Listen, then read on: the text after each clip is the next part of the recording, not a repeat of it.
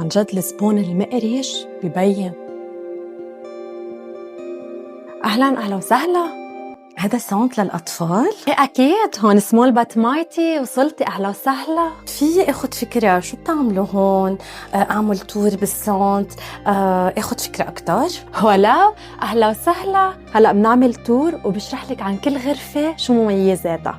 تفضلي. أول شي مثل ما أنت شايفة هون الانترنس. حلو. خليني أول شي فرجيكي القاعة الكبيرة. هيدي قاعة مميزة بيلعبوا فيها الأولاد وبنعمل فيها إيفنتات. حلو. تفضلي. حبيت.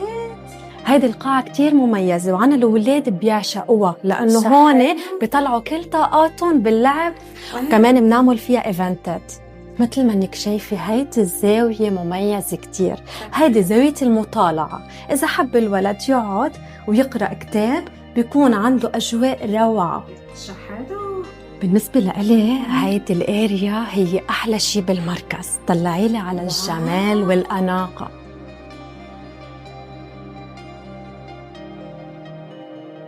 وهيدي الكيدز اريا هلا عم نجهزها للسمر كامب. ما شفتي شيء حلو؟ تعملوا سمر كامب؟ اكيد طبعا. دخلك أي أعمار بتستقبلوا؟ من 3 سنين ل10 سنين. شو حلو. 3 سنين قلتي؟ طبعا اكيد. واو. وكل أيام الأسبوع أو كيف؟ من الاثنين للجمعة. التنين للجمعة. شو حلو.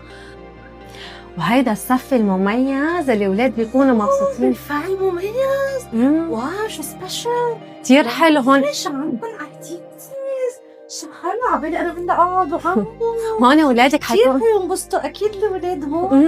ليك اختيار الالوان، ليك هالصوت شو كبير. كتير من برا ما كان هالقد كبير وغرفه كتير. بتعملوا فنجان قهوه هون نقعدوا نتحدث؟ اكيد مدام. عبالك تفضلي. عفوا مدام، انت كم ولد عندك؟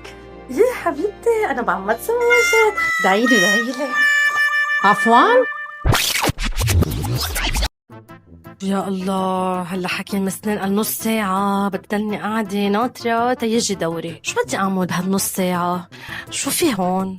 هات لفوت شوف. بدي فرجيكي في غرفة كتير حلوة لأعطيكي فكرة فيها. تفضلي معي.